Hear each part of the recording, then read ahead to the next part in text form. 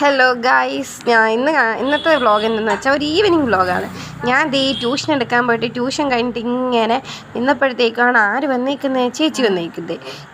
നമ്മുടെ മാളു ചേച്ചി വന്നിട്ടുണ്ട്. മാളു ചേച്ചി ഇന്ന് നമ്മുടെ വീട്ടിലാണ് നിൽക്കുന്നത്.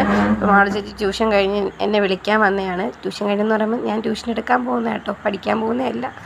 എന്നിട്ട് ഞങ്ങൾ രണ്ടുപേരും കൂടെ ഇങ്ങനെ വർത്താനമൊക്കെ പറഞ്ഞ് ഇങ്ങനെ നടന്നു വരിക. കാരണം അളിയൻ ഞങ്ങളെ പിക്ക് ചെയ്യാനായിട്ട് അവിടെ മാറി നിൽപ്പുണ്ട്. അളിയൻ, ഇതാണ് ഞങ്ങളുടെ അളിയൻ. അളിയോ, തമ്പി അളിയോ, ആ കുരിശുണ്ടോ, ആ കുരിശിൻ്റെ അവിടെ ഒരു പള്ളിയുണ്ട്, അതിനകത്തൊരു സ്കൂളുണ്ട്, CSI. ആ സ്കൂളിലാട്ടോ ഞാൻ 1ാം ക്ലാസ് തൊട്ട് 7ാം ക്ലാസ് വരെ പഠിച്ചേ.